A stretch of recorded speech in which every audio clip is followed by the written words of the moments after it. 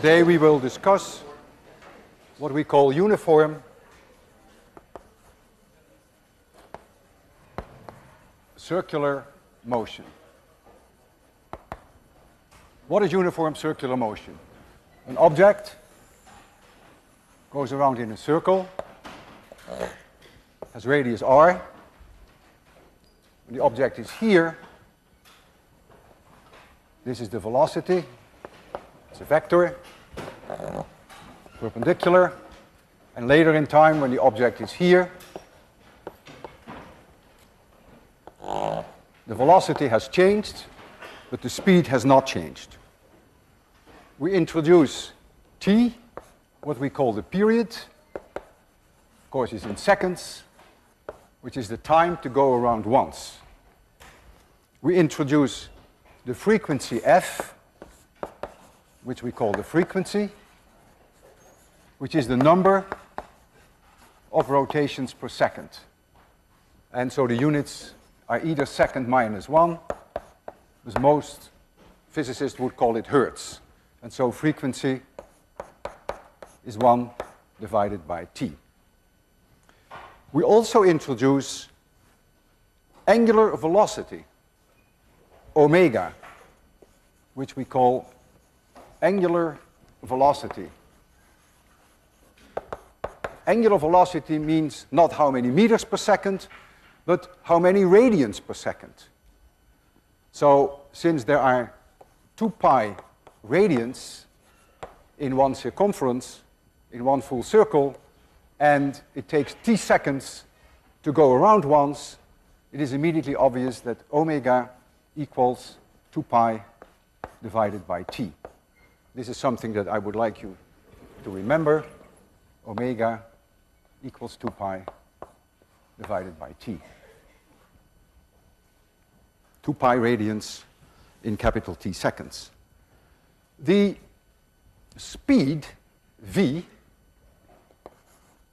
is of course the circumference 2 pi r divided by the time to go around once, but since 2 pi divided by t is omega, you can also write for this omega r.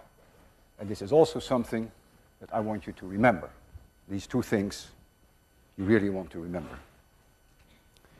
The speed is not changing, but the velocity vector is changing. Therefore, there must be an acceleration that is non-negotiable. You can derive what that acceleration must be in terms of magnitude and in terms of direction. It's about a 5-6 minutes derivation. You'll find it in your book. I have decided to give you the results so that you read up on the book, so that we can more talk about the physics rather than on the derivation. This acceleration that is necessary to make the change in the velocity vector is always pointing towards the center of the circle. We call it centripetal acceleration. Centripetal, pointing towards the center, and here it's also pointing towards the center. It's a vector. And the magnitude of the centripetal acceleration equals v squared divided by r, which is this v, and therefore it's also omega square r. And so now we have 3 equations, and those are the only 3 you really would like to remember. We can have a simple example. Let's have a vacuum cleaner, which has a rotor inside, which scoops the air out or in, whichever way you look at it. And let's assume that the vacuum cleaner, the scoops, have a radius r of about 10 centimeter, and that it goes around 600 revolutions per minute, 600 RPM. 600 RPM would translate into a frequency f of 10 hertz. So it would translate into a period going around in 1/10 of a second. So omega, angular velocity, which is 2 pi divided by t, is then approximately 63 radians per second. And the speed v equals omega r is then roughly 6.3 meters per second.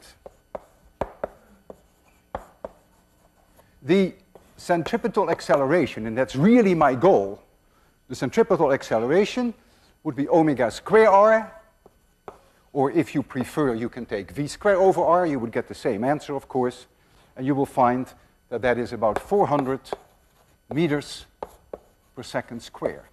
And that is huge. That is 40 times the acceleration due to gravity. It's a phenomenal acceleration, a simple vacuum cleaner. Notice that the acceleration, the centripetal acceleration, is linear in r. Don't think that it is inversely proportional with r. That's a mistake, because v itself is a function of r. If you were sitting here, then your velocity would be lower.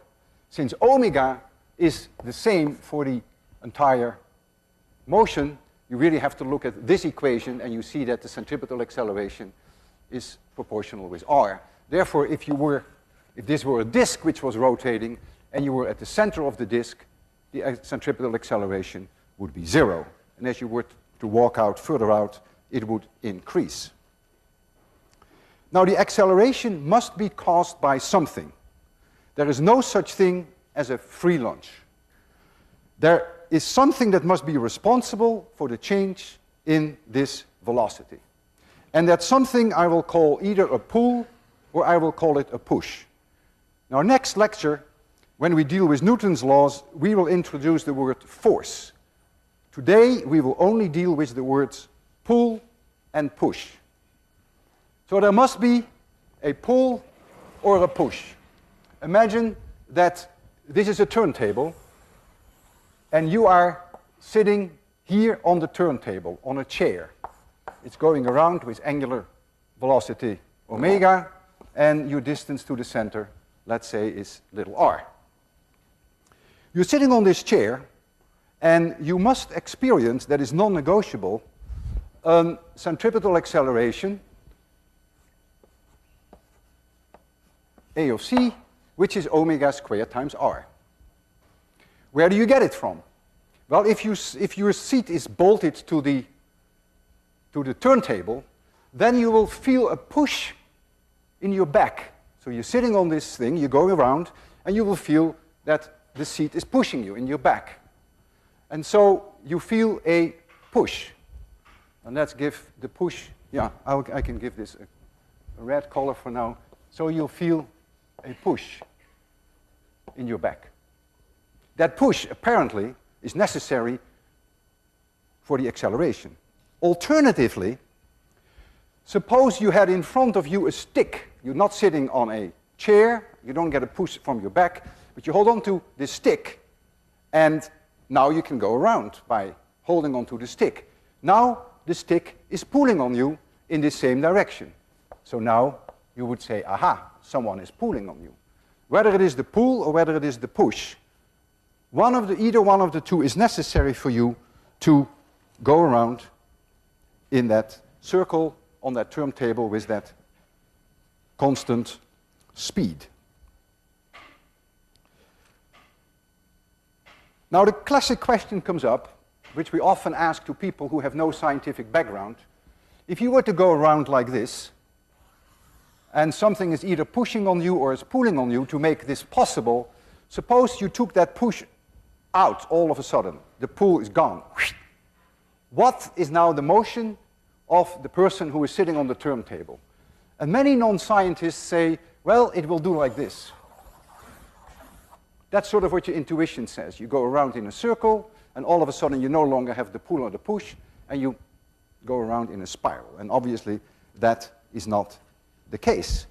What will happen is, if you have at this moment in time a velocity in this direction, and you take the pull or the push out, you will start flying off in that direction. And depending upon whether there is gravity or no gravity, there may be a change, but if there were no gravity, it would just continue to go along that line, and you would not make this crazy spiral motion. I have here a disk which we will rotate, and at the end, the edge of the disk here, we have a little ball. And the ball is attached to that disk with a string. So now this is vertical, and so this is going to go around with angular velocity omega, and we have a string here, and the string is attached to this ball, and the whole thing is going around, and so at one moment in time, this has a velocity, like so, and therefore there must be non-negotiable centripetal acceleration, which in magnitude is omega square r, or if you want to, v squared divided by r. Now, I cut it, and that's like taking away the push and the pull. The string that you have here is providing the pull on this ball. This ball is feeling a pull from the string, and that provides it with the centripetal acceleration. Cut the string, and the pull is gone, and the object will take off. And if there were gravity here, as there is in 26-100, it would become a parabola, and it would end up here. If, however, I cut the ball exactly when it is here, not the ball, but I cut the string, then of course it would fly straight up.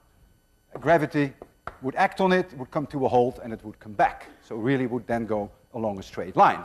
But you would clearly see then that it's not going to do what many people think, that it would start to swirl around. It just goes and comes back.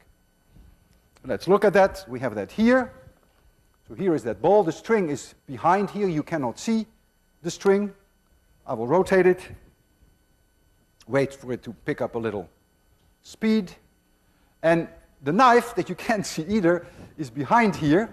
And when I push the knife in, I do it exactly here. It cuts the string and it goes up. You ready for this? You sure you're ready? 3, 2, 1, 0. Wow! That was very high. So you see, it's nothing like this. It simply continued on in the direction that it was going. It wasn't going into a parabola because I was shooting it straight up. The string forms the connection between the rotating disk and the ball, and therefore the pull is responsible for the centripetal acceleration. Let's now think about planets. Planets go around the sun. There's no string. So who is pushing? Who is pulling? Well, it's clear that it must be gravity. It must be the sun that is pulling on the planets. Now I realize that the orbits of planets are not nicely circular, so it's not really a uniform circular motion. We will deal with orbits in great detail in a few weeks, circular orbits and elliptical orbits. Let us just assume for simplicity now that the orbits are roughly circular, just to get a little bit of feeling for it. And you can look up now in your book, which I did for you, even in your preliminary version, you can look up what the mean distance of the planets is to the sun, and you can look up what the period is, the time to go around the sun. The time to go around the sun is not the same for all planets. The planets are not attached to a turntable. Anywhere, any person on a turntable would go around in the same amount of time. We know that that's not true for planets. It takes the Earth a year to go around. The Sun, it takes Jupiter 12 years to go around. So don't make the mistake to think that omega is the same for all planets. That's not true. So I look up the distance, the mean distance to these various planets, and you see that here in millions of kilometers. Notice that Mercury is about 100 times closer than Pluto. By the way, this is on the web, so don't copy this. You will find this on the 801 homepage. Then I looked up how many years it takes to go around the Sun. 12 years for Jupiter, 1 year for the Earth, and I looked up all the other values. Then, since I know the periods, I can calculate omega. Omega is 2 pi divided by t, so I know omega. And then I take omega squared times the mean distance to the Sun, and this is, of course, the centripetal acceleration. So the planets experience this centripetal acceleration in some crazy units, but who cares about the units here? And notice that Mercury, which is 100 times closer than Pluto, has a centripetal acceleration which is 10,000 times larger than Pluto. 100 times closer, has a 10,000 times larger centripetal acceleration. So what I did was, I plotted this data, the centripetal acceleration versus the mean distance to the sun, and I did that on log paper. And what immediately is very striking is that all these points, I've done them for all the planets, they fall on a straight line. And so, what is the slope of that line? Well, I tried various slopes, and I found that the slope is very, very close to -2. Here is a slope of -2, and I can overlay this and notice that the fit is absolutely stunning. Therefore, you cannot escape the conclusion that the centripetal acceleration, which is the result of gravity, falls off as 1 over r squared.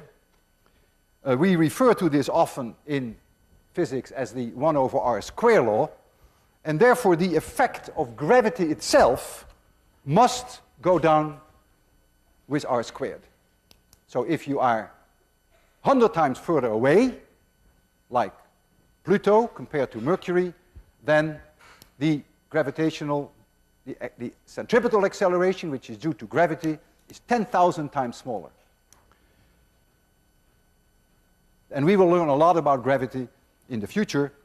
We will just leave it for now. If you took the sun away, it would be like cutting the string that provides the pull, and in that case, what you would see is that the planets would just take off along a straight line. They would continue to go. They wouldn't have anything to pull on them anymore. Now, let's look at an object that we are going to rotate. I have a glass tube that I want to rotate, and in the glass tube I have a marble. The glass tube is very smooth. I have here the glass tube. Here is a marble. I'm going to rotate it in this direction,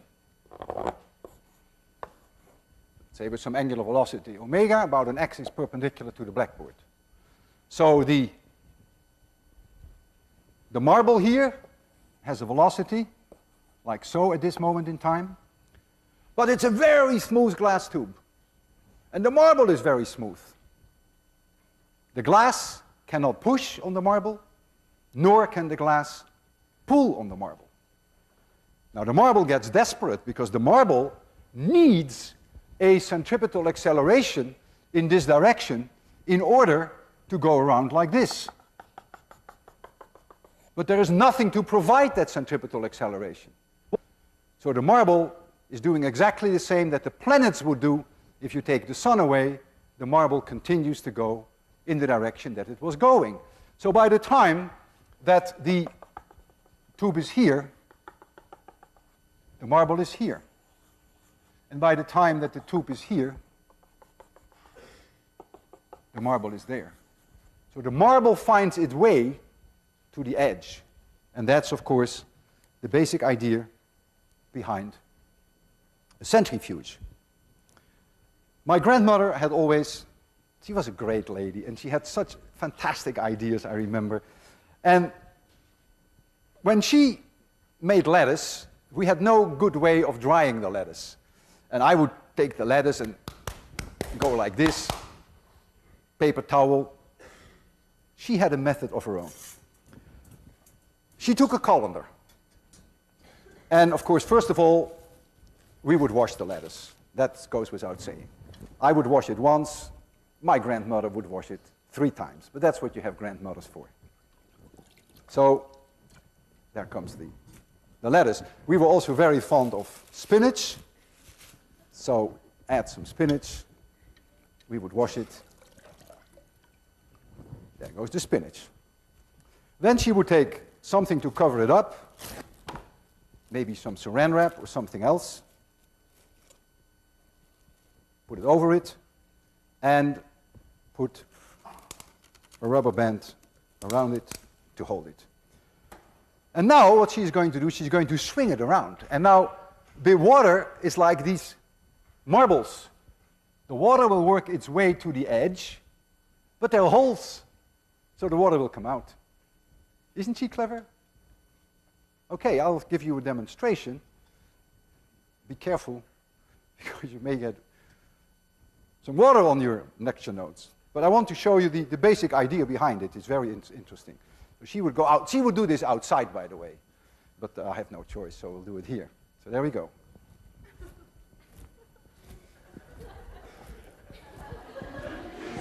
You see, this is the way you dry. Oh, I lost my magnetic strawberry. That's a detail in the process. So you end up with dry and clean and nice lettuce. This is 801 at work, and this is clearly an early version of a centrifuge. Now, my grandmother's method, very tragically, has been replaced lately with something that you can buy at Crate and Barrel. We have it here. It is very boring. It's very decadent. Put the salad in here, and all you do is you rotate, and it dries. It's a centrifuge. This is actually a high-tech version of the much more sophisticated invention of my grandmother. And it's nowhere nearly as exciting. The days of romance are really over. But that's the way it goes. I'm now going to make a connection between rotation on the one hand and centripetal acceleration on the other. I'm going to make a connection between centripetal acceleration and perceived gravity. The way that you perceive gravity. I'm going to put you in various positions and then ask you, what is the direction of gravity? I'm going to create artificial gravity for you. And let's first do it as follows. I first hang you on a string. There you are. Like this. And I ask you, do you feel a push or a pull? And you say, yeah, I feel a pull. And you feel a pull in this direction. So now I ask you, in what direction do you perceive gravity? And you think I'm crazy. You're right in that case, but nevertheless, you say gravity is in this direction. It's the other direction as the pull. Okay, so far so good. So now I'm going to put you just standing on the floor. And I say to you, do you feel a push or a pull? And you say, yeah, I feel a push. I feel a push from the floor up. So I say, in what direction do you perceive gravity? You say, well, come on, don't be boring. Gravity is in this direction. Notice, in both cases, you tell me that gravity is always in the opposite direction of either your pull or your push. Okay. Now, I'm going to be a little rough on you. Now I'm going to swing you around on a string, just as if you were an apple. And I'm going to do this with you. And you're at the end of the apple. You are the apple, not at the end. You're the end of the string. You are the apple. So there you are. Here. Who are you? And I say, do you feel a push or a pull? And you say, yeah, I do. I feel a pull. Fine. In which direction? I feel a pull in this direction. Okay. So now I say to you, in what direction do you perceive gravity? And you say, well, in the opposite direction as pull. So now you perceive gravity in this direction, which is very real for you. Now, in this particular case, since the direction changes all the time, since I swirl you around, you will, of course, get dizzy like hell, but that's a detail. You will perceive gravity in this direction when you're here, and when you're here, you will perceive gravity in that direction. So you perceive gravity in the direction which is opposing the pull, and the faster I rotate you, the stronger will be the pull, and therefore the stronger will be your perceived gravity. A carpenter would use a plumb line, and the carpenter would just hold the plumb line like this. The pull is in this direction. And so the carpenter says, okay, perceived gravity is in that direction. The carpenter happens to be right in this case. Gravity is in this direction. But it's the same idea. The plumb line is being used to find the direction of gravity.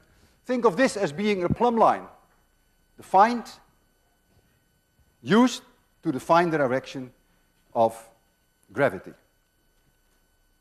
Now, you're in outer space. You're going to play Captain Kirk. And you're in a space station, and there is no gravity.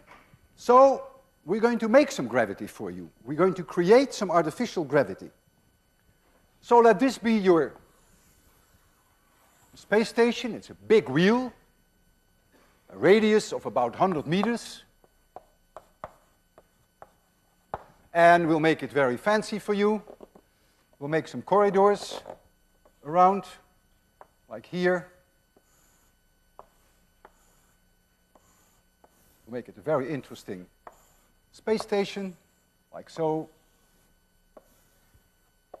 and like so.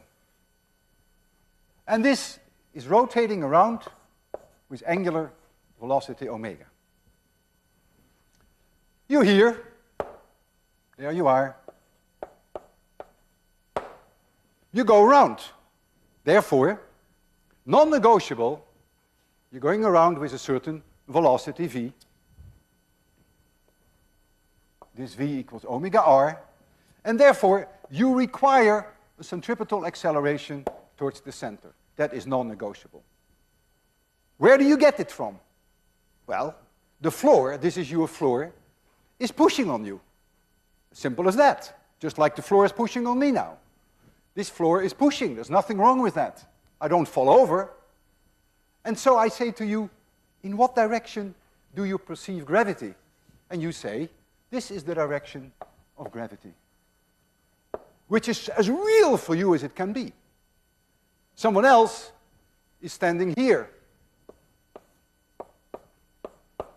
What do you think that person will think if I ask that person, what is the direction of gravity? Exactly. Radially outwards, opposing the push from the floor.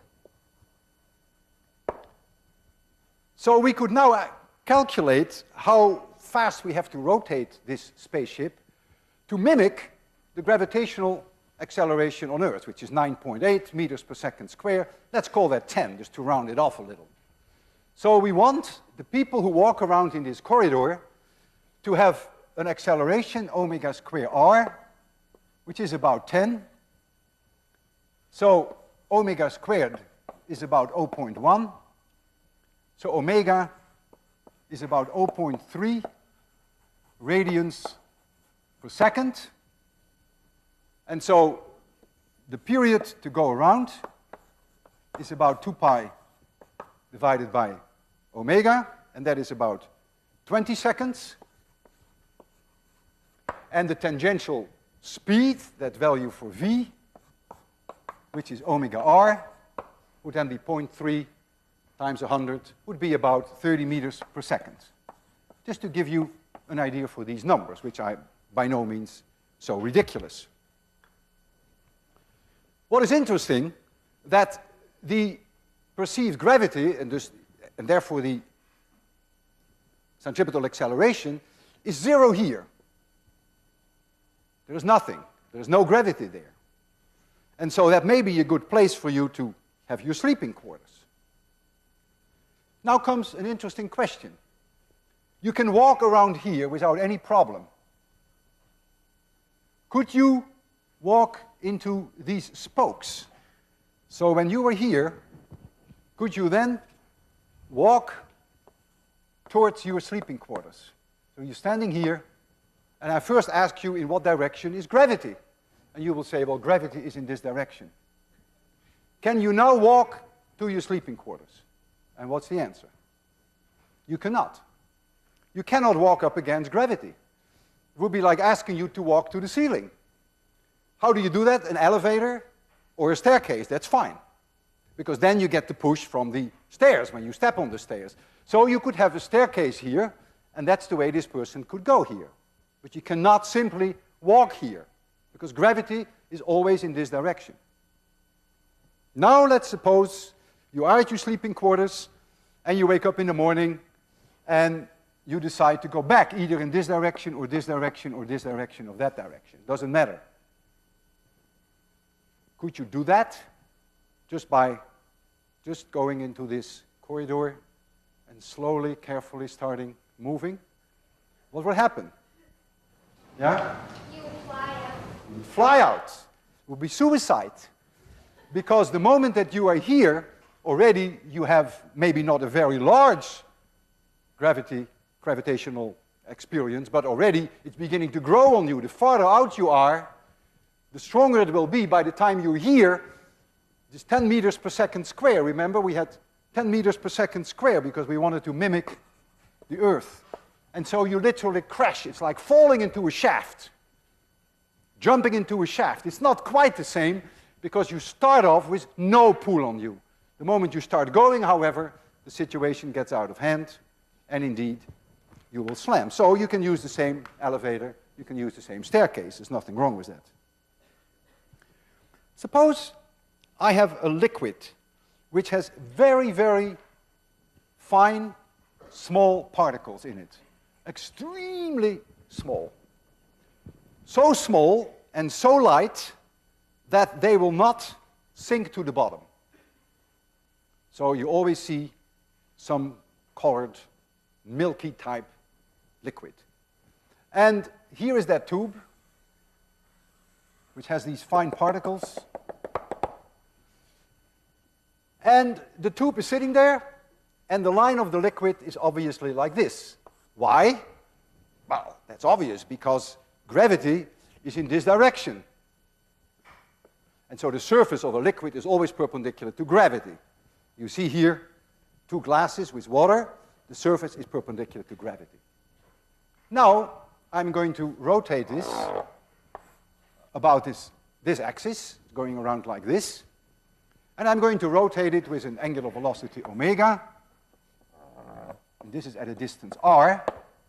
Therefore, there is now a centripetal acceleration in this direction. And so the particles now say, aha, gravity is in this direction. This side of the glass and the liquid is pushing in this direction to provide this centripetal acceleration. So if you ask them where is gravity, they will say gravity is there. And this gravitational effect can be so much stronger than this one that you can forget this one. You will see that in a minute. You can completely forget this one. And so the liquid will say, I'm going to be perpendicular to gravity. And so the liquid will go like this, clunk. While it rotates around, the liquid in this tilted tube will be vertical. But not only that, the particles that are here experience now way stronger gravity than they did before, so I have made them heavier. They're no longer light particles, they are heavy particles. And what do heavy particles do? They have no problems in making it to the side. The reason why the light particles couldn't fall in the first place has to do with the fact that the molecules of the liquid, due to their temperature, have a chaotic motion. We call that a thermal agitation. And these molecules would interact with these very small and light particles. And so the light particles would never make it to the bottom. The thermal agitation now of the liquid is the same. The temperature doesn't change, but the particles have become way, way heavier. And so the particles now go in the direction of gravity, which is here. And what you will see, if these particles are white, you will see white precipitation there, and the liquid will become clear. And that is something that I would like to demonstrate to you. But before I do that, I want to give you some numbers. Here we have a household, simple, nothing special centrifuge that is used in any laboratory. The centrifuge that we have has a RPM, which is 3,600 RPM. So 3,600 RPM translates into a frequency of 60 Hertz. So it goes around once in 1/60th of a second. Omega is 2 pi times F is therefore roughly 360 radians per second. 360 radians per second. If we assume that the radius is maybe it's 10, 15 centimeters, whatever, let's take a radius of 15 centimeters. And we can calculate now what the centripetal acceleration is. And the centripetal acceleration, A of c, which is omega squared r, is then roughly about 20,000 meters per second squared. 20,000 meters per second squared. And that is 2,000 times the gravitational acceleration. It means that these particles experience gravity which is 2,000 times stronger than if I don't rotate them. And so they will go to the side here. But the glass itself is also 2,000 times heavier. And therefore the glass can easily break. So when you design a centrifuge like that, you have to really think that through very carefully, that the pieces that are in there don't fly apart.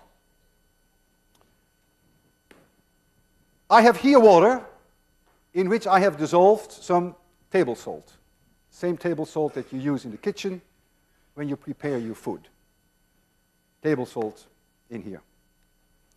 Here I have water in which I dissolved some silver nitrate. It's nasty stuff. I warn you for it. You have to be very careful, because if you get the stuff on your hands, it burns through your hands very quickly without you realizing it, and you end up with a very black spot. It really eats away, burns out your skin. People put it on warts, and then the warts they think fall off. They probably do after a while, but your finger may also fall off. So I have here silver nitrate, and there I have sodium chloride. And I mix the two, so I get table salt, sodium chloride, plus silver nitrate, gives sodium nitrate plus silver chloride, and this very small white particles, and you will see that the liquid turns milky instantaneously. It almost becomes like yogurt, as you will see. And so I want to show that to you. I have here these two glasses. This is the table salt, and this is the silver nitrate. I'm going to mix them. I hope you can see this. Here are the two glasses, and when I mix them, instantaneously you get milk. Yeah. I'm not asking you to taste it, but look at it, right? Just milk. And you can leave this for hours and hours and hours, and it will just stay like that. Very small particles of silver chloride are in here. So now we're going to put this in the centrifuge. I have to put it in a very small tube. I'll show you this small tube. There's no way that I can pour that in without making a mess. Here's this small tube. And so what I will do is I will first put it in a small beaker. And then from this small beaker, I will transfer it, some of it, to this tube. When you put this in a centrifuge, the force on this glass is so high that you must always make sure that you balance it with another tube that you fill with water on the other side. Otherwise, the thing begins to shake like crazy. It's like your centrifuge when you dry your towels. If they are not equally distributed, it begins to make very obscene sounds and starts to move. And the same thing will happen here. So you just have to take my word for it that we have put on the other side just some water to balance it out. So here is now the yogurt, and on the other side is plain water, and we'll just let it sit there for a while, and we will return to that shortly. I mentioned already your centrifuge for your clothes. That is the way that you can dry your clothes. That is the same way that my grandmother dried the lettuce. The water will go to the circumference. A household centrifuge for your clothes would easily rotate 1,200 revolutions per minute, have a radius maybe of 15 centimeters, which would give you a centripetal acceleration of 200 times g, 200 times the gravitational acceleration. So your clothes experience gravity which is 200 times stronger, and therefore your clothes are 200 times heavier, and therefore your clothes can tear apart. And we have all seen that. We've all put in stuff in a centrifuge, and when you take it out, you're disappointed because it's torn. That's because of the tremendous gravity that you have exposed them to. Many times when I take my shirts out, half my buttons are gone. That's because the force, I shouldn't use that word, the gravitational effect on the buttons is enormous, and they just get ripped off. Now I want to revisit the situation that you are on the end of my string, and I'm going to swirl you around. Earlier I swirled you around like this, and you didn't like it, and I don't blame you because you got dizzy. Now I'm going to rotate you like this. You may like that better. Maybe not. And so, whether you like it or not, I'm going to twirl you around, and here you are. This is the circle. There's a string. You're here. Here's the string. And there you are. You have a certain velocity. The velocity is in this direction. And there is a certain distance to the center, r. And so you need a certain centripetal acceleration to go around in that curve. So you need a centripetal acceleration, a of c, which is, you can take the v squared divided by r, if you like that. This is the magnitude of that v. Now follow me very closely. Just imagine that this number happens to be exactly 9.8. I can always do that.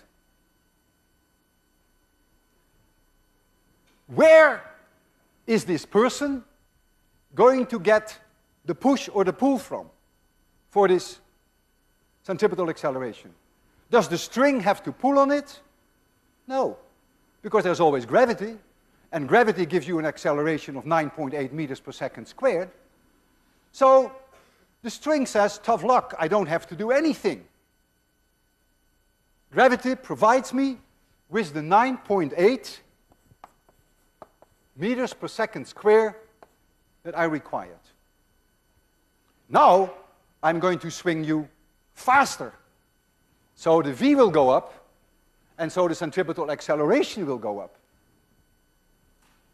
The string will say, aha, I'm going to pull now on this person, because the gravitational acceleration alone is not enough. I need some extra pull. So the string is going to tighten and pull on you. And I say, hello there, in what direction is gravity? And you say, gravity is in this direction. Why? Because you feel the string is pulling on you in this direction. So you experience gravity there. Now comes the question, how real is this? This is very, very real. It is so real that if I took a bucket of water instead of you, and here is the bucket of water, I attached to the bucket a rope, I swing it around, and I swing it around such that the centripetal acceleration is substantially larger than 9.8. So the string is definitely going to pull. So if you were the water, and I asked you where is gravity, you would say the gravitational direction is in this direction. And so the water will say, okay, fine. Then this will be my surface, and I want to go in this direction. But the water can't go in that direction, so it will just stay there. So I could swing this thing around, if I do it fast enough, so fast that the acceleration at this point here must be larger than 9.8. The water will stay up while the bucket is upside down. How fast should I rotate it? Well, let's put in some simple numbers. I have here this bucket, and let's say that this is about 1 meter. I'll just round some numbers off. So R is about 1 meter. And I want V squared over R, I want that to be larger than 9.8. Let's just call it 10. So that means V has to be larger than about 3.2 meters per second. The time to go around is 2 pi r divided by this velocity. So this time to go around then has to be less than 2 seconds. So if I swing this around in less than 2 seconds, I would be okay. Now I realize that the speed when I move this thing around is not constant everywhere. That's very difficult to do that because of gravity. But it's close enough to get an idea. So if I rotate this faster than in 2 seconds, when the bucket is upside down, if physics works, the water should not fall out. So let us fill this with water.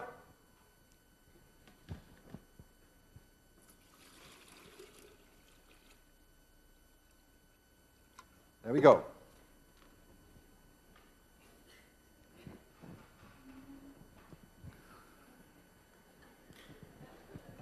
I'm always nervous about this. Let's first look at the centrifuge. We have to see whether the centrifuge has done its job.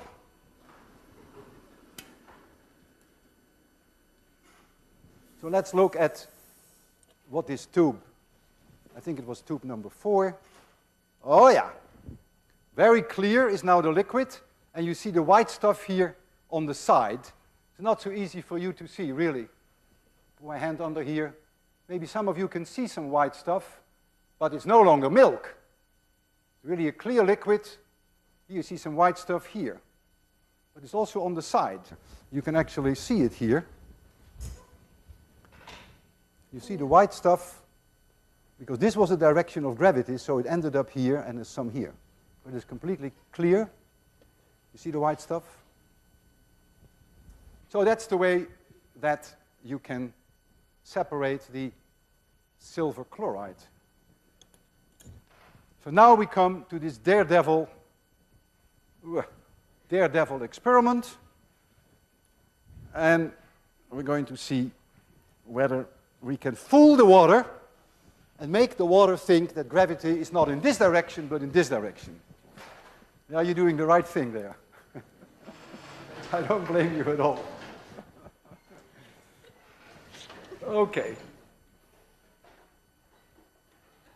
There we go. You see the water is completely fooled. And notice that I go around substantially faster than in 2 seconds. And the water, when it's up there, just thinks that gravity is towards the ceiling. Physics works. Now, who is going to do this for me, too? Please, someone should try this. You think you can do it? Come on, try it. In the worst case, it will be a disaster. Okay, get some feel for it, but before you do it, make sure that I'm out of the way.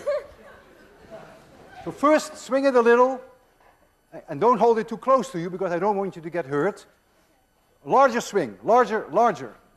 And then you get some feel for it. Go for it, now! Yeah, faster! That was very good. See you Friday.